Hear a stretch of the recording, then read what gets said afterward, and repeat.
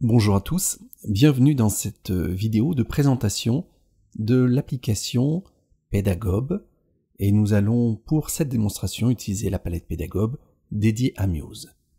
Je vais dans quelques instants double-cliquer dessus, mais avant je voudrais vous préciser que nous allons arriver sur une vidéo que je vais mettre en pause tout de suite. Cette vidéo va chercher à présenter simplement le concept de la palette. Donc je lance la palette, il s'agit d'une application qui va avoir une particularité, c'est de rester tout le temps au premier plan. De cette façon, l'apprenti n'est jamais perdu, la palette est toujours là. Voilà, cette vidéo est une sorte de préambule pour que l'apprenant qui se retrouve seul face à cette palette comprenne le rôle de ce dispositif pédagogique. Ensuite, il y a une deuxième vidéo qui introduit le fonctionnement de la palette, c'est-à-dire la navigation, les boutons, etc. Je ne vais pas détailler ça dans cette vidéo de présentation. Il y a un onglet sur l'auteur, il est important que l'apprenant sache qui est la voix qu'il entend et qui a créé les ressources qui sont disponibles dans cette palette. Ensuite, ici, simplement un petit rappel sur les raccourcis qui sont présentés en introduction. Et très important, il y a ici un formulaire de contact qui permet directement de s'adresser au prof référent à la formation. Je vous donne un exemple très précis en imaginant qu'il y ait un prof qui décide d'utiliser un tel outil.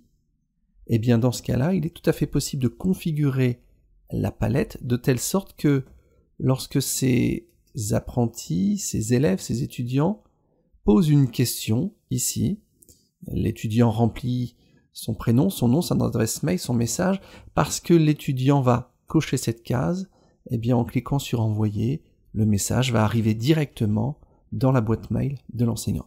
Voilà, ça c'était pour quelque part les méta-usages, les métadatas de la palette.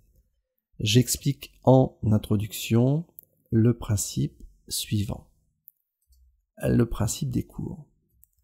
Regardez bien, je vais aller dans Muse ici, et comme vous pouvez le constater, la palette, elle est toujours au premier plan. Ça veut dire que ici, si je crée un nouveau document, je suis bien actuellement sur Muse, et pourtant, la palette reste ici au premier plan.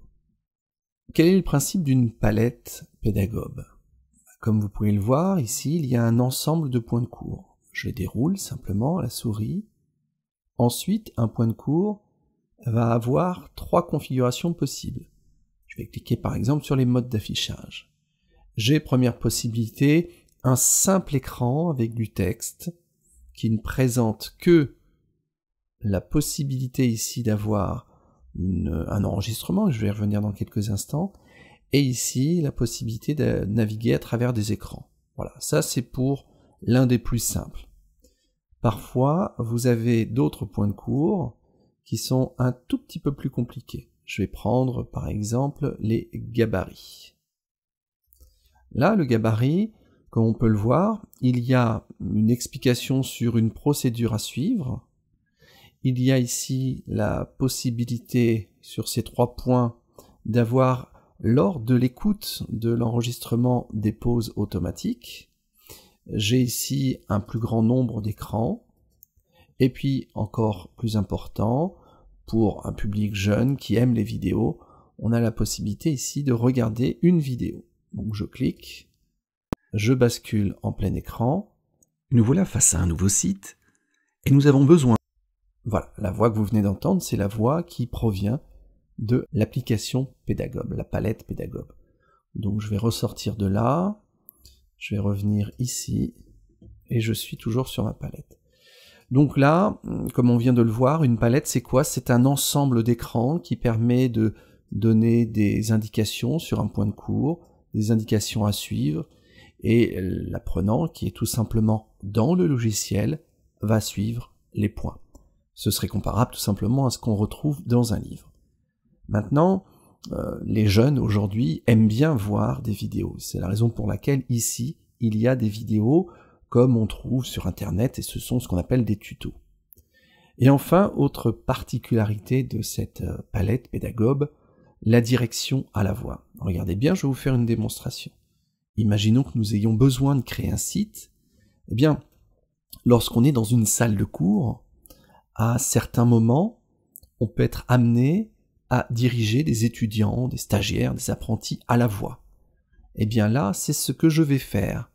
Je vais, à travers cette palette, contrôler les mouvements, les actions qui vont être faites par l'utilisateur. Regardez bien, je vais mettre en marche la lecture de ce point de cours, créer un site. Pour créer un site, eh bien je vais commencer par vous demander d'aller dans le menu Fichier et vous allez cliquer sur Nouveau site. Vous allez demander largeur fixe. Vous conservez toutes les autres valeurs telles qu'elles sont et vous validez par un clic sur le bouton OK. La première chose à faire, c'est d'activer la commande « Enregistrer le site sous » du menu Fichier. Allez-y, Fichier, enregistrer le site sous. Vous localisez le dossier que vous venez de créer dans le point de cours précédent pour enregistrer votre site dans un dossier bien précis. Le nom que vous allez donner au fichier .muse n'a pas d'importance. Il peut contenir des espaces, des caractères accentués, ça n'est pas très grave. Allez-y, validez. Je viens de cliquer sur le bouton enregistrer et je me retrouve face au mode plan. C'est ici que je vais pouvoir, dans le prochain point de cours, sur la gestion des pages. Voilà, vous avez compris le principe, c'est tout simplement une voix qui va contrôler l'apprenti, le stagiaire, l'étudiant. C'est une approche qui peut soit séduire, soit au contraire, on peut ne pas aimer cette approche. J'en viens donc à résumer tout simplement le principe même de cette palette Pédagobe. Une palette Pédagobe, c'est donc un ensemble de points de cours qui vont couvrir l'intégralité d'un logiciel, et chaque point de cours va proposer ou pas, eh bien, un minimum des écrans écrits avec des schémas, etc., des procédures à suivre, premièrement, deuxièmement, troisièmement. Il peut y avoir une vidéo, il peut ou ne pas y avoir, comme c'est le cas ici d'enregistrement audio, et lorsqu'il y a plusieurs écrans, je bascule de cette façon-là. Et à n'importe quel moment, je peux aller dans l'extra, envoyer un mail à un apprenant, tout simplement. Petite particularité, comment vais-je savoir où j'en suis dans la progression? Eh bien, si je maintiens la touche Shift, ce qui est expliqué dans la vidéo d'introduction, je peux décréter certains points de cours comme étant acquis ou déjà vus. Voilà. Et lorsque je suis sur un point de cours, par exemple, notez bien, retenez, nous sommes sur le 5e point de cours. Ici, propriété du site. Lorsque je reviens sur l'ensemble des points de cours, je sais toujours où je suis. Bien évidemment, lorsque je vais ici chercher à quitter, j'ai mémorisé les cours qui sont vus, considérés comme lus. J'ai mémorisé également dans la palette l'endroit où j'en suis. Donc je vais relancer tout de suite la palette. Et vous allez voir que lorsque je me connecte à nouveau, eh bien, je me retrouve non seulement sur le dernier point de cours, mais quand je reviens ici sur l'ensemble, j'ai ici le point où j'en suis. Cette palette peut être un peu encombrante, c'est la raison pour laquelle ici, je peux demander à masquer. Alors là, je suis sur un fond à peu près de même couleur, donc pour que vous puissiez bien voir la palette, je peux la réduire à cette taille-là. Je peux également la voir juste avec le contrôleur audio lorsqu'il y en a un. Je vais tout de suite aller choisir un point de cours où il y a eh bien, de l'audio. Donc regardez bien, je peux juste avoir un contrôleur audio. Je peux avoir ici uniquement la zone de contenu et puis je peux avoir la totalité. À n'importe quel moment, et ça je l'indique également en introduction, il y a ici les commandes auxquelles je vais faire référence. Je peux masquer, j'appuie sur la lettre M, et là pourtant, s'il y avait un enregistrement audio en cours de lecture, je l'entendrai, même si la palette est masquée.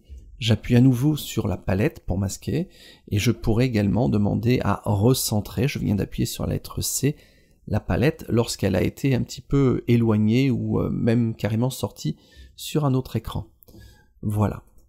C'est le principe d'une palette pédagogue. Ça peut plaire, comme je le disais, à certains, ça peut déplaire. Toutes les pédagogies ne peuvent pas s'appliquer à tous les apprenants. La particularité de cette palette pédagogue, c'est qu'il y a 3 sens qui sont tout simplement 3 sens auxquels on fait appel pour essayer de transmettre certaines notions. Je vous remercie de votre attention et de votre écoute.